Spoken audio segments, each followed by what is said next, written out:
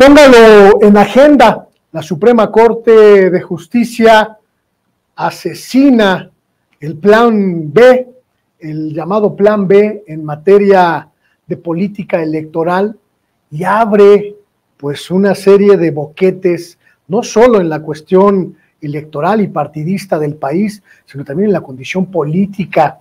¿Qué implicaciones tiene la decisión de la Corte, esta decisión de matar el plan B del gobierno del presidente López Obrador? ¿Qué va a pasar con la elección federal de 2024? Y sobre todo, ¿qué quedó en el tintero ahora que este plan B pues prácticamente vive sus últimas horas? Vamos a platicar de esto con una periodista especializada en asuntos políticos y también en asuntos electorales. Así que acompáñenme porque se va a poner bueno.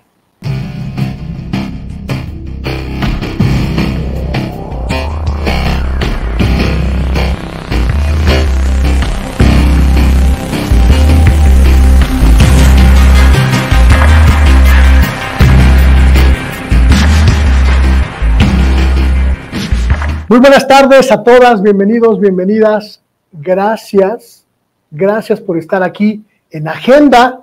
Este martes le doy la bienvenida especialmente a quienes se conectan en la transmisión en vivo en este programa, pero también a quienes aparecen por ahí después de la transmisión, a quienes se conectan en la mañana o en la noche a nuestro espacio. Muchísimas gracias por ir construyendo juntos esta comunidad en Agenda, en Sin Censura Televisión, que está creciendo y que está creciendo muy sólidamente. Gracias también a quienes nos están dejando sus comentarios en este espacio.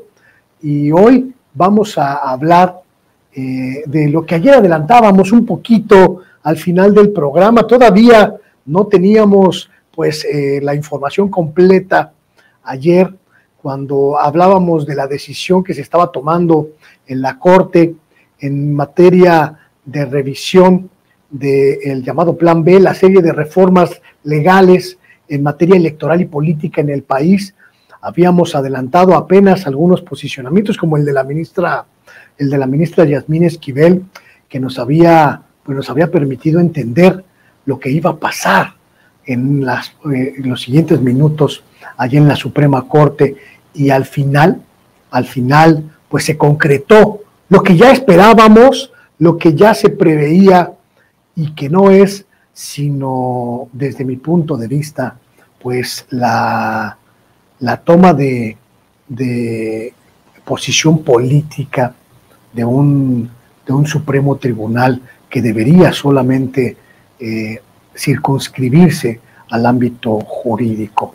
Se vuela a la barda la Suprema Corte con esta decisión y queremos entender qué es lo que está pasando y qué es lo que va a pasar en este sentido, porque la decisión de la Corte, que solo es hasta este momento de una parte de las reformas en materia político-electoral, pues prácticamente ya se hace prever que todo el conjunto de modificaciones legales será echado abajo por la Corte. Y esto pues abre, le decía yo al principio del programa, un boquete no solo en materia de asuntos de política electoral, lo que va a pasar con las elecciones del próximo año, las elecciones federales, sino también pues en materia partidista y en materia política en general en el país. La intromisión de la Corte, como la calificó el presidente de la República, pues abre una gran interrogante. Esto fue lo que dijo el presidente López Obrador esta mañana. Estaba enojado y con mucha razón. Ejecutivo lo elige el pueblo. A mí me eligieron. Al Poder Legislativo, lo mismo. Se elige a los diputados, se elige a los senadores. El Poder Ejecutivo y el Poder Legislativo nombran a los ministros de la Corte. Y esos señores que ahora forman parte del Supremo Poder Conservador, que están dedicados a obstaculizar la transformación del país, para sostener el viejo régimen, el antiguo régimen de corrupción y de privilegios. Ellos deciden que una ley enviada, una iniciativa de ley enviada por el Ejecutivo, aprobada por la Cámara de Diputados y por la Cámara de Senadores, no es válida porque los legisladores violaron los procedimientos internos que ellos, los legisladores,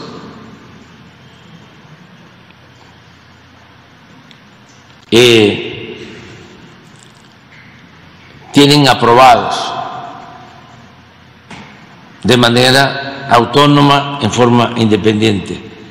No violaron absolutamente nada, nada. Pero en un acto de prepotencia y de autoritarismo,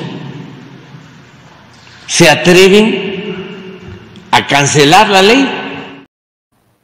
Para entender esto que explica el presidente de la República, hoy tengo el gusto, tengo el honor de tener en este espacio a una de las periodistas más experimentadas en materia política y también en materia electoral. Ella es una mujer de una larga trayectoria en los medios de comunicación. De repente decidió migrar al sureste del país y acá en Ciudad de México la extrañamos muchísimo, no solo por su talento y su conocimiento, sino también por su análisis fino y muy puntilloso. Para mí es un verdadero honor tener a mi queridísima María Inés Muñoz en este espacio. Queridísima, ya sé que Tabasco es un Edén, pero acá se te extraña. Muchas gracias, querido Luis Guillermo, igualmente se te extraña y mucho. Pero, oye, pues tremendo, mi querida María Inés, el batacazo que pone ayer la Suprema Corte de Justicia con este asunto del Plan B, prácticamente le da al presidente de la República el golpe político más fuerte de todo su sexenio. Fíjate que el Plan B tenía cosas muy rescatables y hay circunstancias que me parece relevantes que tu auditorio conozca. El Plan B es una serie de disposiciones a diferentes niveles, en diferentes normatividades, y yo te quiero compartir hoy uno de los temas que creo que iban a cambiar la manera de hacer campañas. Para los periodistas que seguimos el devenir de las campañas políticas en México, por lo menos los últimos 30 años, hemos visto cómo los políticos han ido utilizando a la comunicación como una herramienta no tan benéfica, lamentablemente. En ocasiones, desde la comunicación se dicen mentiras, y por eso la modificación que se había hecho a la Ley General de Comunicación Social era importante, porque permitía que los políticos, siendo funcionarios, tuvieran la posibilidad de estarse contrapunteando con los candidatos. A mí me parecía que eso formaba parte de un debate público que es benéfico para la democracia. Lamento que en la visión de la Suprema Corte dijeran que por procedimiento eso se eliminaba. Sé que hay un miedo total en la oposición a López Obrador, hablar de que él estuviera en las mañaneras en un periodo de campaña política, porque López Obrador suele ser no solo muy buen tribuno, sino que además suele ser imbatible en materia del discurso público, habilidades que no tienen en la oposición. Pero más allá de ello, me quiero concentrar en un cambio que lamento profundamente que no vayamos a haber hecho realidad, como es las modificaciones al artículo 6º de la Ley General de Instituciones y Procedimientos Electorales. Fíjate, Luis Guillermo, que ese artículo era una verdadera basura de cómo estaba, porque dejaba en manos del Instituto Nacional Electoral, con toda discrecionalidad, decir qué sí y qué no se puede hacer en materia de promoción en campañas. Y la promoción a partir de los viejos modos de la política mexicana, estaba concentrada en dar dádivas, en dar tinacos, en dar tarjetas, en dar 1001 instrumentos que se utilizaban como coacción para la población. Y entonces vimos casos tan lastimeros como las tarjetas rosas, como las despensas, como tinacos. Hemos visto cosas terribles. Mi primer campaña política fue en 1994, la de Ernesto Zedillo. No se me va a olvidar que a gente muy pobre de la zona del Bordo de Xochiaca les daban tortilleros cuando no tenían para tortillas. O sea, pasaban cosas a nivel brutal sobre el uso y mal uso de lo que se le conoce como promocionales de campaña, por ejemplo, ¿no? De la gorrita, la camisa, el cilindro, el tortillero, el encendedor, cosas que ya rayaban también en lo absurdo. Y entonces, el artículo 6, como estaba antes Luis Guillermo, dejaba en posición al INE de decir que sí, que no pasaba. No esclarecía que no se podía hacer. Y la propuesta del Plan B era fantástica. Yo creo que la oposición no se dio cuenta de la ventaja que para ellos significaba que ese solo artículo hubiera sido aprobado y respaldado por ellos, porque se van a quejar para la elección del 24 de que se esté entregando tal o cual cosa, cuando la prohibición estaba en sus manos evitarlo, evitar todo esto. Esta serie de elementos que mencionas me hacen pensar, querida María Inés, que al momento en que la Corte echa abajo ayer todas las reformas relacionadas con la ley de comunicación que comentas del Plan B, pues regresamos a la circunstancia previa a estas modificaciones, circunstancia en la que el partido que ostente la mayoría, en este caso Morena, pues puede incluso llegar a tener ventajas. Fíjate, dentro de la queja pública, siempre se dice que el partido que está en el poder, sus candidatos gozan de recursos irregulares. Partamos de ello. Si es así, amarrarles las manos a partir de diversas modificaciones era lo mejor.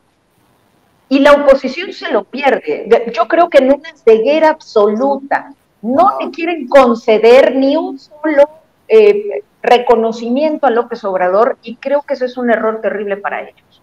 Se perdieron de prohibiciones que pueden ser claves en las campañas del próximo año, Luis Guillermo.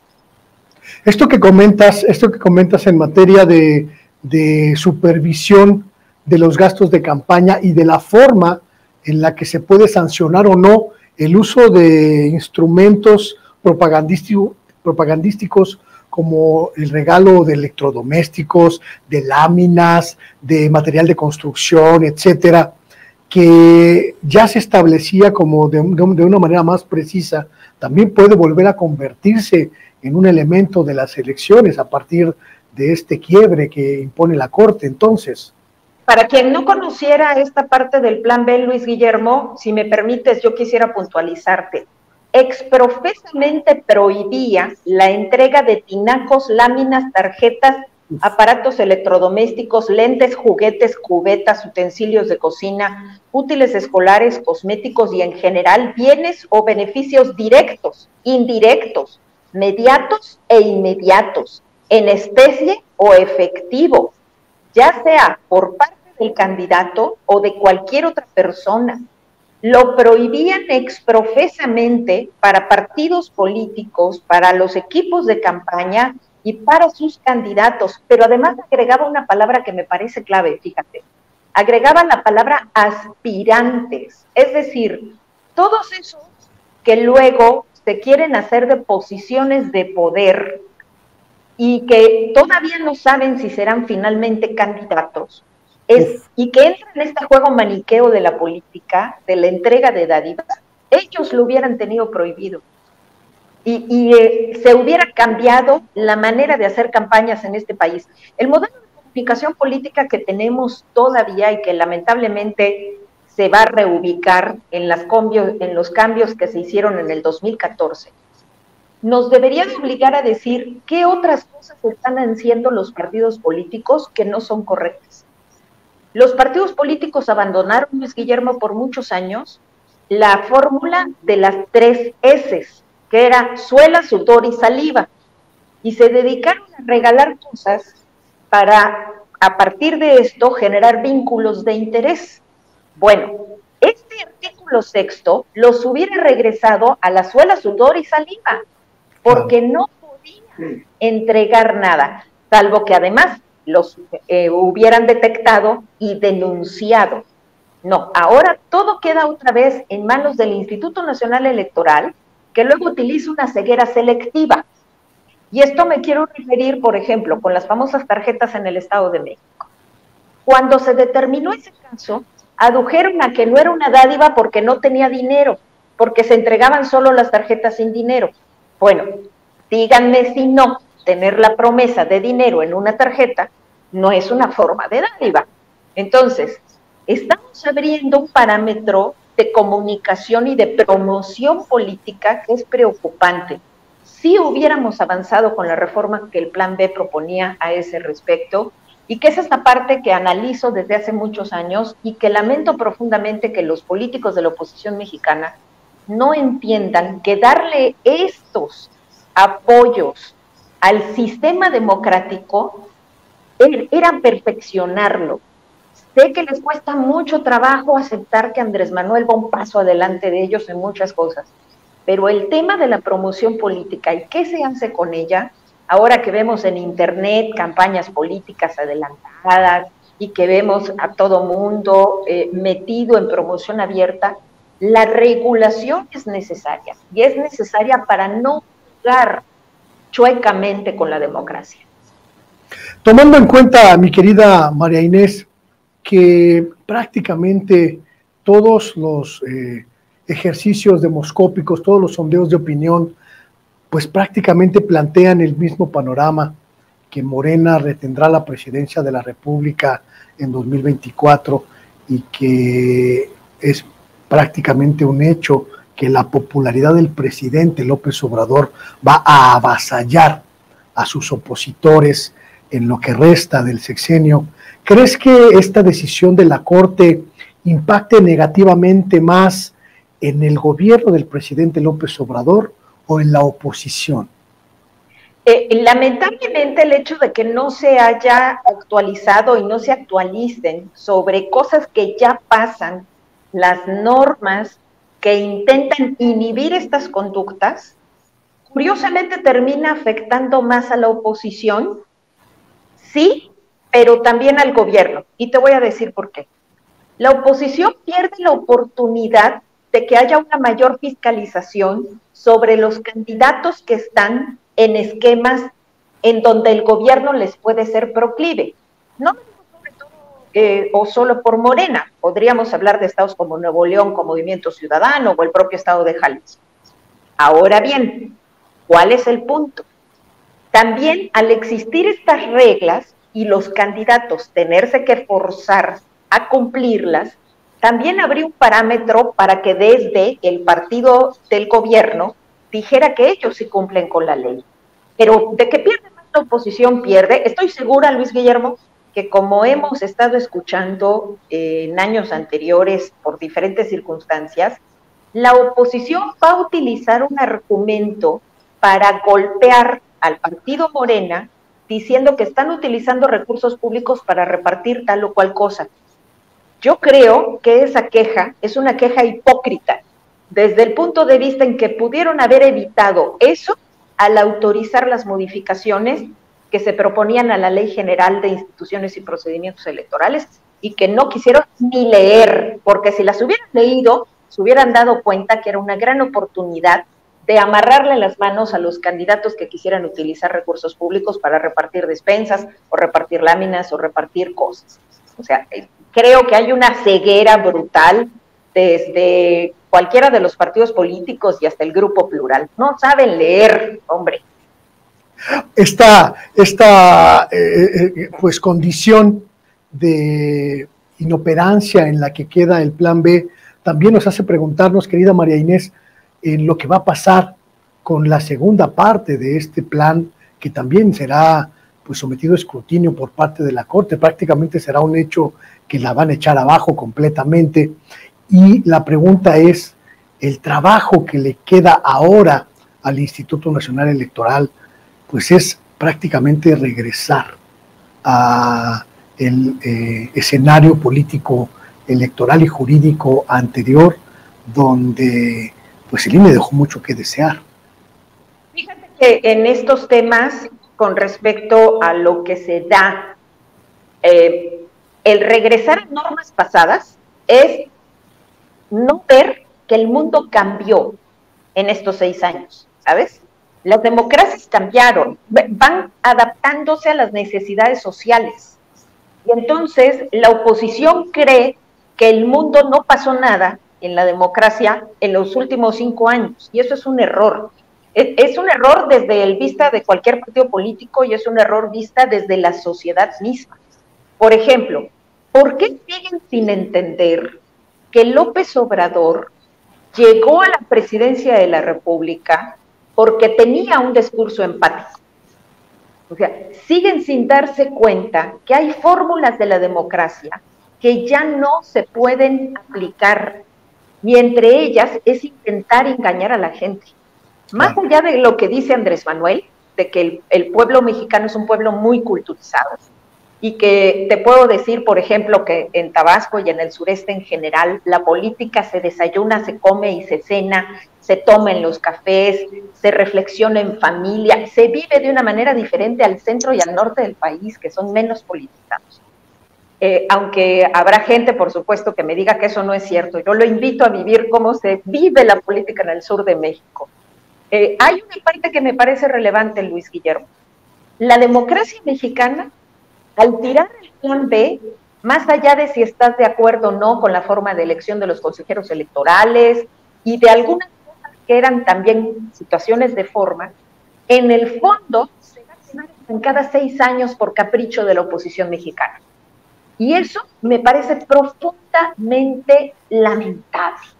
¿Por qué? Porque desde el periodismo nos toca documentar cosas que deberían de estar cambiando para bien. Ese es el impulso que tenemos los periodistas, que quisiéramos que las cosas se fueran modificando para bien. Pero solo se pueden modificar si existe un cambio legal. No faltará quien me diga que la culpa fue de Morena y sus aliados por no sacar bien el procedimiento.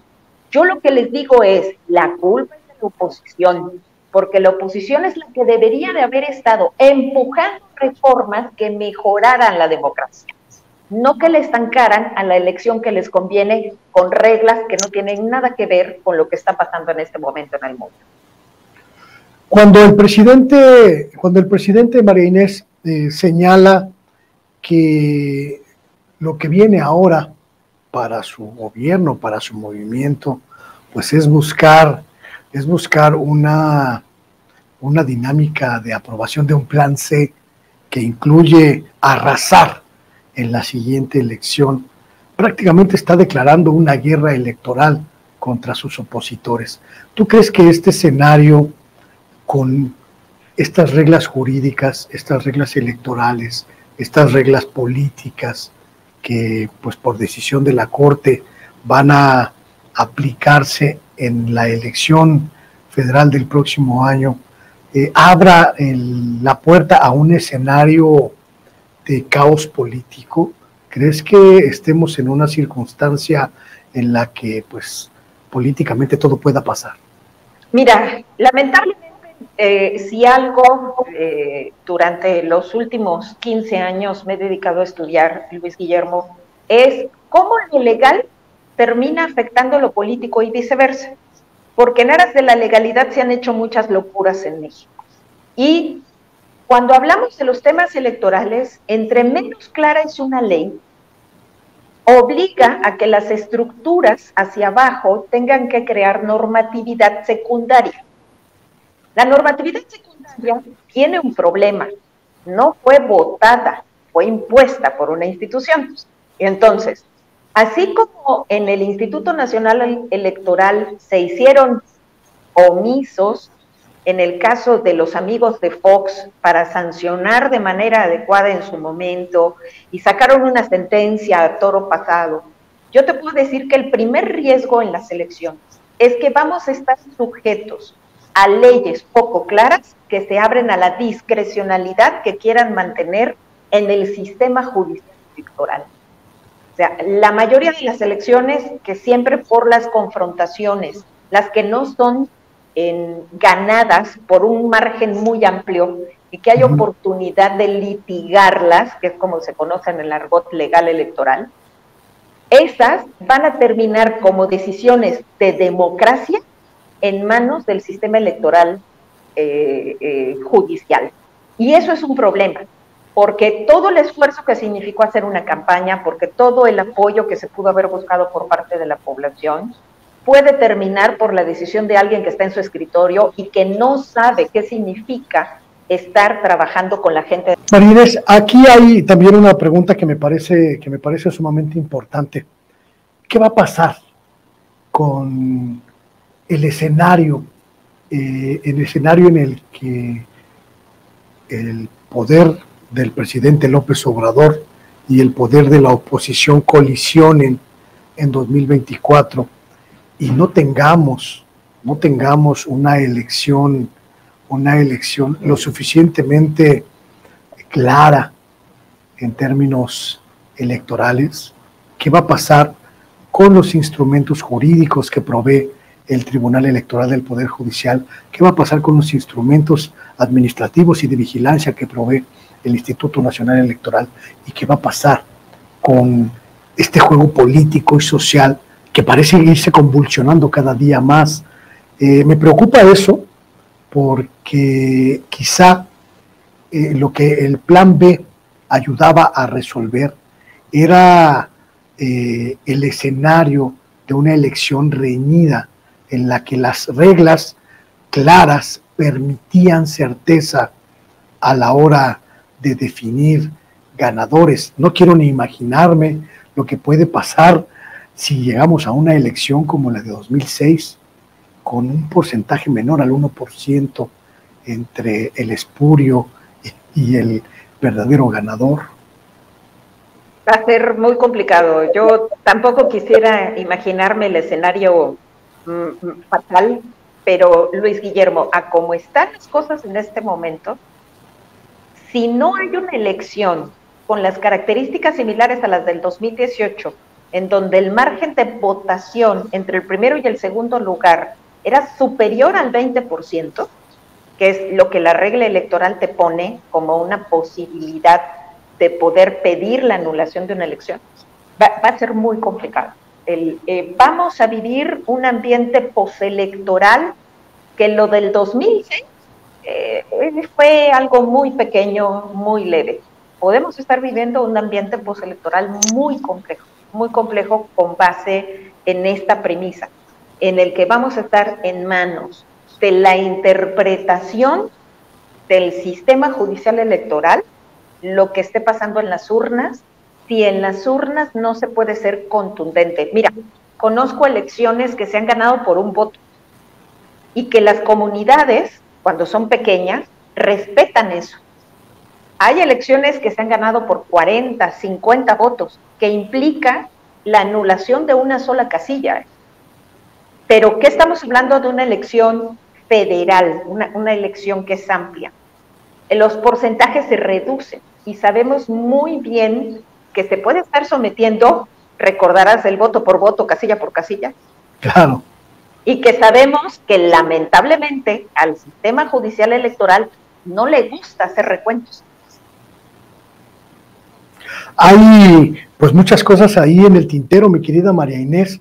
Uno de estos asuntos que viene pues ya prácticamente después de esta decisión de la Corte es lo que comentaba el presidente esta misma mañana, que ahora pues hay un poder, el poder judicial, que parece convertido en un suprapoder por encima de los otros y que está siendo utilizado por la oposición, por una facción de la oposición, para ejercer desde el derecho desde la jurisprudencia lo que las urnas no le permite ejercer, lo que el voto popular no le concede. ¿Tú coincides con este planteamiento del presidente López Obrador, María Inés, de que la Corte...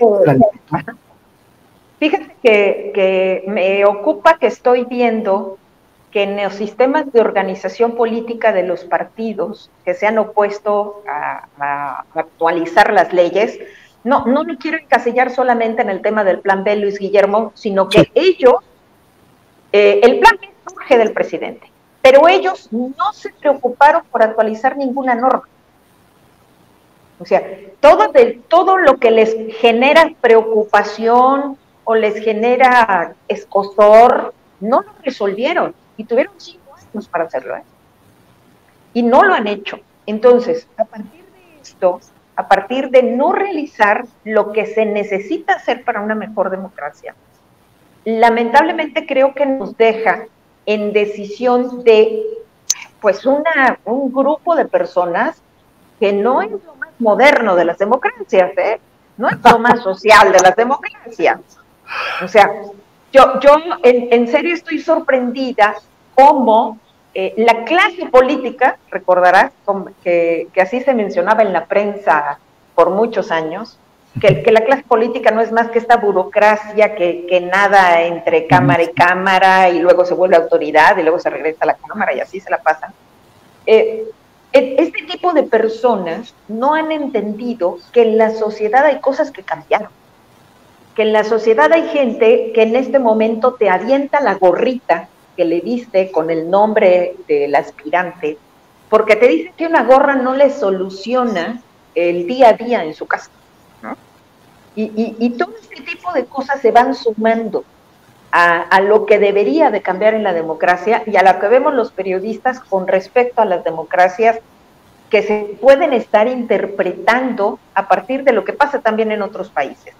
Hay cosas que deberíamos de estar contemplando, por ejemplo, en estos años, Luis Guillermo, que es por supuesto el uso racional de recursos en los temas de política. Está demostrado que no porque tenga más dinero, el político es mejor político. Nos ha ido re mal con los políticos millonarios. Cuando no tienen sentido de justicia social, cuando no tienen empatía comunitaria, esos políticos no solo roban, sino que además llegan a insultar al pobre, ¿no? Y este tipo de cosas es lo que deberíamos estar viendo, que se cambien las democracias en las reglas.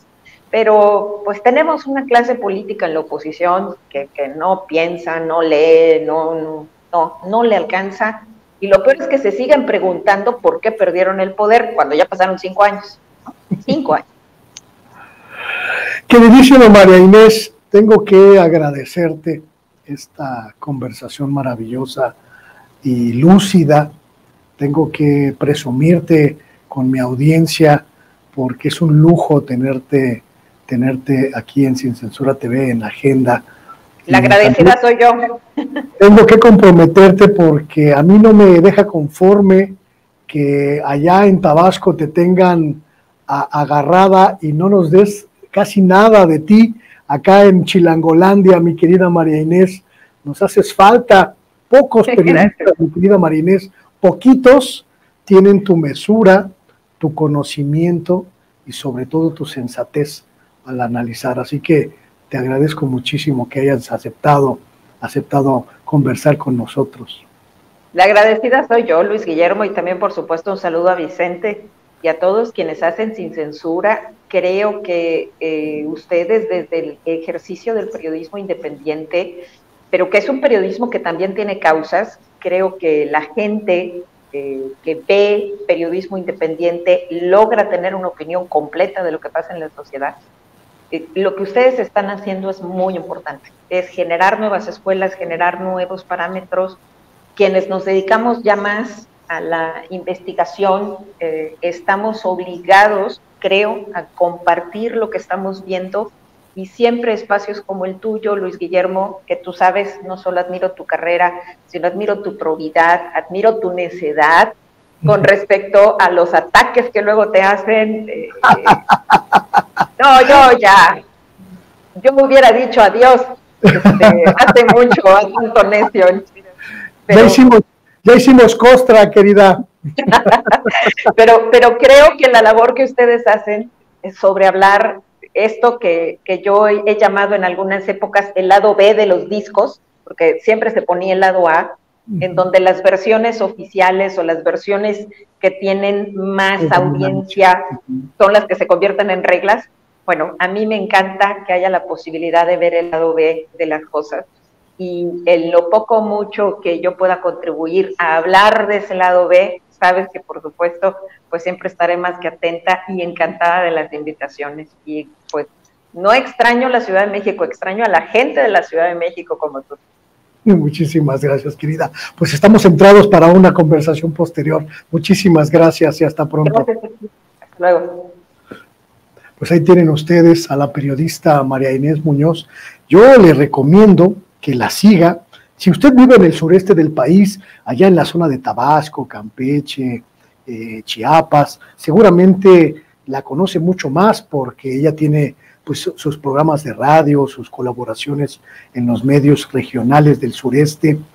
Pero si usted vive en Ciudad de México o fuera del país, sí le voy a sugerir como una especial sugerencia que la siga, que la busque, porque tiene una visión, mire, muy, muy clara. Ya la oyó usted, sin necesidad de estridencias, desmenuza la realidad, nos la pone en la mesa de manera sencilla y nos ayuda a entender que lo bonito de esto es lo feo que se está poniendo. Vamos a un pequeño corte y volvemos.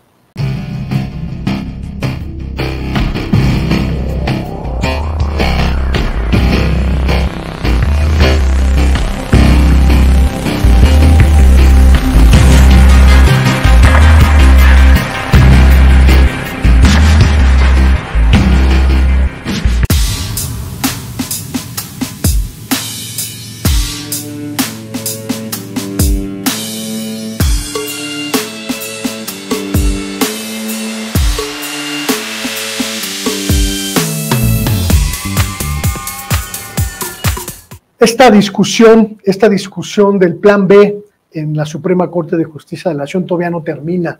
Apenas se echó abajo la primera parte de las reformas legales que ya la querida María Inés nos ayudaba a entender. Todavía falta un buen tramo de discusión en la Suprema Corte y hay que tomar en cuenta mucho lo que comentó ayer la ministra Yasmín Esquivel. Hay que escucharlo y ponderarlo, no solo porque viene del ala progresista de la Corte, sino porque viene de la mujer más atacada por el viejo régimen y que prácticamente, a pesar de los embates, a pesar de los ataques que querían aniquilarla, planta cara al viejo régimen y les dice: esto que están haciendo es antidemocrático y anticonstitucional. La ministra Yasmín Esquivel. Es hora de que el Tribunal Pleno no ha pronunciado un verdadero estudio de fondo sobre el contenido. Limitarse al examen del proceso de creación del decreto que reformó dicha ley general e invalidarlo por los supuestos vicios de procedimiento que se le atribuyen colocará a esta ley en una situación de mayor inconstitucionalidad de la que tenía antes de ser reclamada, porque desaparecerán las normas con las cuales el Congreso de la Unión dio cumplimiento a lo ordenado por esta Suprema Corte. Consecuentemente, no solo estoy en contra de la invalidez del procedimiento legislativo que se propone, sino sobre todo en contra de la falta de estudio de los demás temas planteados en las demandas, porque considero que al limitarnos simplemente a expulsar del orden jurídico el decreto reclamado sin analizar el contenido de las normas reclamadas, que es lo que realmente le interesa a la ciudadanía, se deja de cumplir con el mandato constitucional que nos obliga en forma expresa a privilegiar la solución del conflicto sobre formalismos procedimentales. El respeto a la división de poderes también es respetar la Constitución. Es cuanto, ministra presidenta. respetar la Constitución. Los legisladores de Morena, pues ya están preparándose en estos momentos para dar una pelea política y una pelea legislativa en torno de todo esto. Y quizá como expresaron en un desplegado que dieron a conocer ayer mismo, un desplegado que le voy a mostrar, a ver si mi querido Sergio me ayuda con este desplegado. Me parece que pone con mucha claridad en la mesa lo que estamos viviendo en este momento, una confrontación entre poderes de la República, la confrontación entre el Poder Judicial, representado por la Suprema Corte de la Justicia, y el Poder Legislativo y el Poder Ejecutivo, representados por la Presidencia de la República y las cámaras del Congreso. Lo que está ocurriendo es sin precedentes en el país. Nunca en la historia moderna del país, la Suprema Corte, el Poder Judicial, se había atrevido a confrontar y a echar abajo una ley, una reforma legal promovida por el Ejecutivo en todo el periodo del gobierno del PRI y el PAN en México. La Corte era sumisa y hasta abyecta con el Poder Ejecutivo. Esto que ocurrió ayer en la Corte abre un precedente significativo y fundamental. Tenemos que revisar los intereses de esa Corte, los intereses políticos, los intereses partidistas, los intereses de grupo, los intereses facciosos de estos nueve representantes del Poder Judicial. Estos 9 que, así como los ve usted de cabeza, así es como deberían estar en estos momentos. No está mal su pantalla, no está mal su teléfono celular, no está mal su televisor ni su dispositivo. Es una postura editorial de este programa. Estos 9 ministros, estas 9 ministras deben estar de cabeza por haber traicionado el afán democrático del pueblo de México. Es una postura absolutamente definitiva y definitoria. Esto apenas empieza, así que pues vamos a seguir pegándole al tema en los próximos días, en las próximas semanas. Por lo pronto, le quiero invitar a que nos acompañe en la programación de Sin Censura, que ya sabe usted, comienza a las 6 de la mañana con Toño Ruiz y llega hasta la noche con Vicente Serrano, quien por cierto ahí viene ahorita terminando el programa para seguir conversando con usted.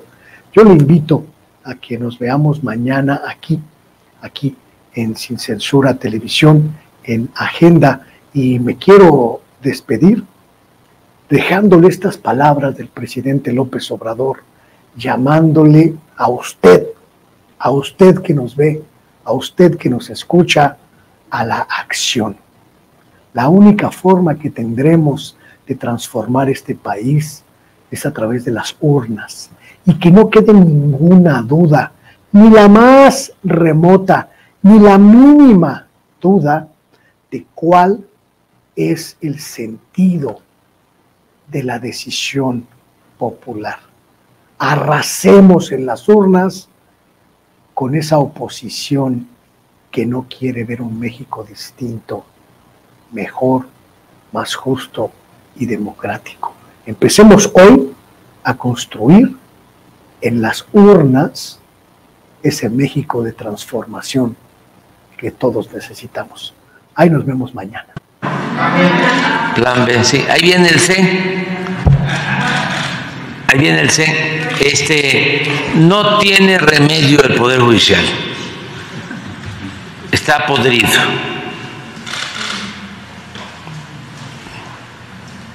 Están actuando de manera facciosa. Imagínense componerle la plana al poder legislativo. Es de sentido común, de juicio práctico. El poder ejecutivo lo elige el pueblo. A mí me eligieron. Al poder legislativo lo mismo. Se elige a los diputados, se elige a los senadores. El poder ejecutivo y el poder legislativo nombran a los ministros de la Corte. Y esos señores que ahora forman parte del supremo poder conservador, que están dedicados a obstaculizar la transformación del país para sostener el viejo régimen, el antiguo régimen de corrupción y de privilegios. Ellos deciden que una ley enviada, una iniciativa de ley enviada por el Ejecutivo, aprobada por la Cámara de Diputados y por la Cámara de Senadores, no es válida porque los legisladores violaron los procedimientos internos que ellos, los legisladores,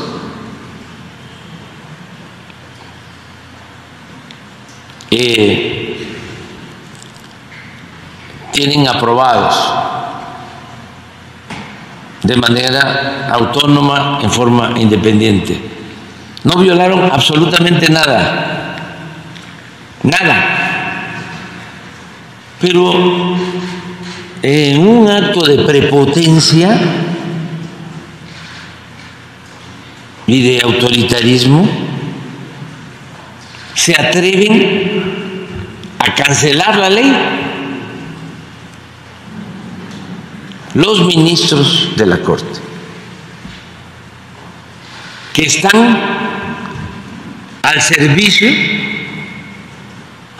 de una minoría rapaz que se dedicó a saquear al país y que quieren regresar por sus fueros, ahora con el apoyo del Poder Judicial. Entonces, ¿qué es lo que se tiene que hacer? Pues, primero, que se tenga mayoría calificada en el Congreso.